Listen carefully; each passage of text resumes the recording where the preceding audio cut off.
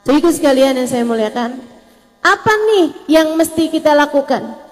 Kalau saya boleh gampangin nih, dirimu sebagai seorang perempuan, jalan yang harus kamu tempuh untuk menuju kepada Allah Subhanahu wa Ta'ala itu ada dua hal, yaitu jalan takwa dan jalan cinta.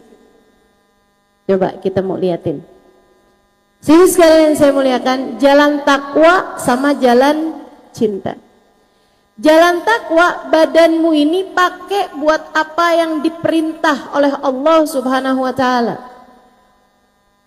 Sholatmu jangan tinggal, puasamu juga kerjakan, auratmu kamu tutup dengan benar,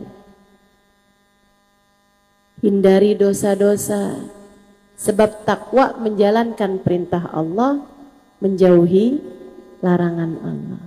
Kerjain sesuai dengan jalan takwamu itu, teman-teman.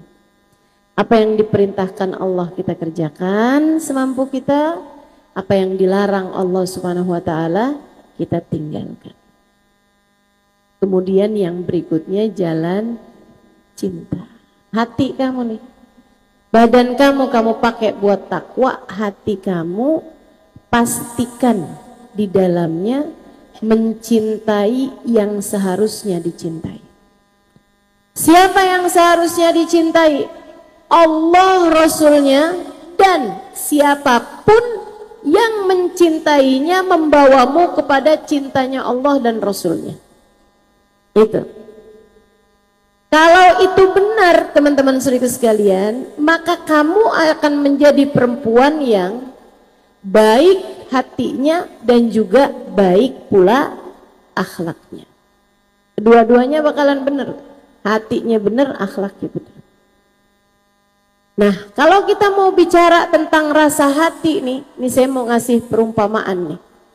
Karena kita ini perempuan, modelnya main perasaan. Saya mau ngasih contoh urusan hati kita nih biar kenal. Coba nih.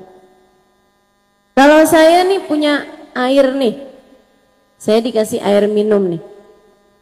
Ini gelas ini nih isinya adalah air nih, teman-teman.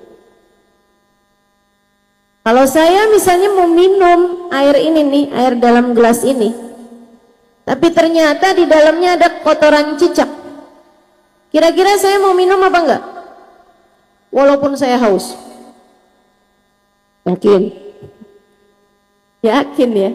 Saya nggak akan minum air dalam gelas ini kalau di dalamnya terdapat kotoran cicak.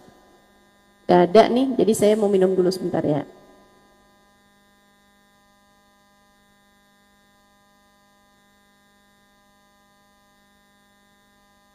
Sedikit sekalian.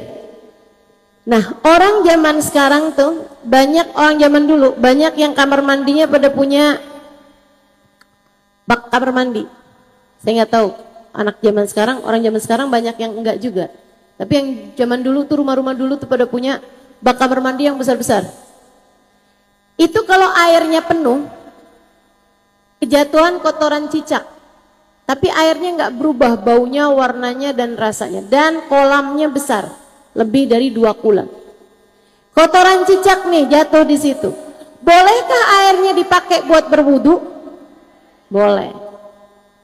Kenapa boleh? Karena nggak najis, karena nggak menjijikkan juga, gitu ya.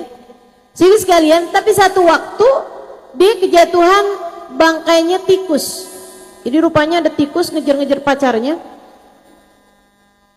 Akhirnya dia jatuh di situ, mati, belum sempat les berenang soalnya. Teman-teman saya sekalian, kamu begitu masuk kamar mandi, udah baunya luar biasa. Bolehkah airnya dipakai wudhu? Nggak boleh. Bolehkah airnya dibikin kopi? Nggak boleh. Sekarang bayangkan kolam renang. Ada orang punya kolam renang cukup besar. Kejatuhan kotoran cicak. Nggak ngaruh, nggak kelihatan malahan ya. Satu hari kejatuhan bangkainya tikus. Habis tikusnya diangkat, airnya karena memang banyak, tidak berubah baunya, warnanya, dan rasanya. Bolehkah air tersebut dipakai berenang? Boleh. Boleh teman-teman.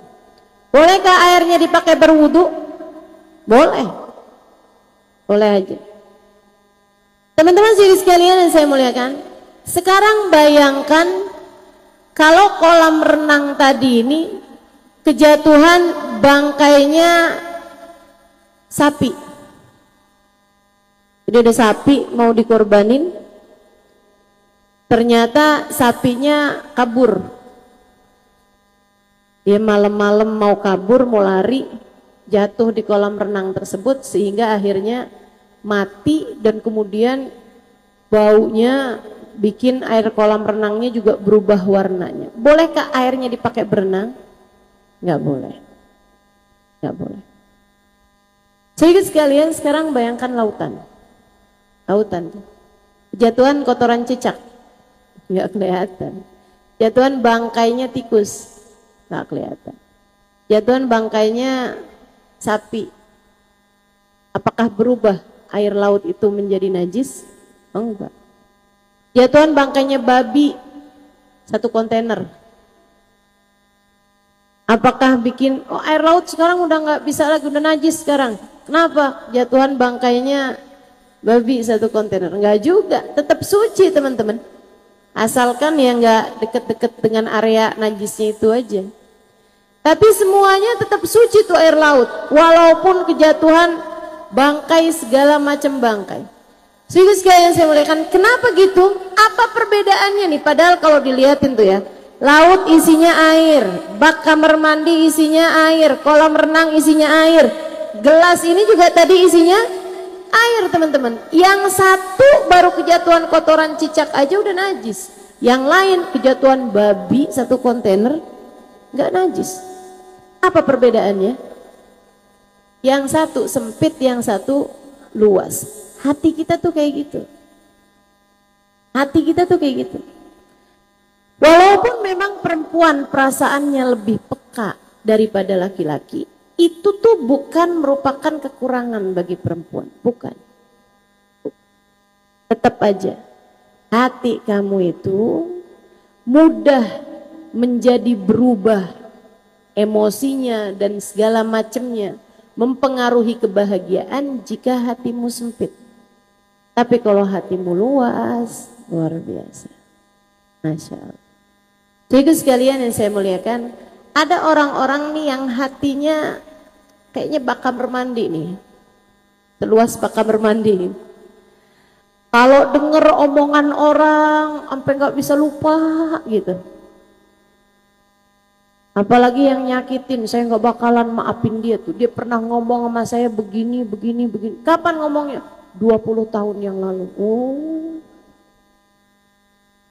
Masya Allah. Ini berarti hatinya sempit.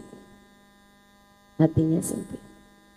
Baru orang dia senyumin, orangnya nggak senyum balik, udah tuh perasaannya ya. Jadi kayak luar biasa sedihnya gitu. Tetangganya bikin hajatan dia nggak diundang, wah kayak kiamat. Masya Allah. Teman-teman, ini bukan masalahmu yang berat, tapi hatimu yang kurang luas. Cobain luasin hati.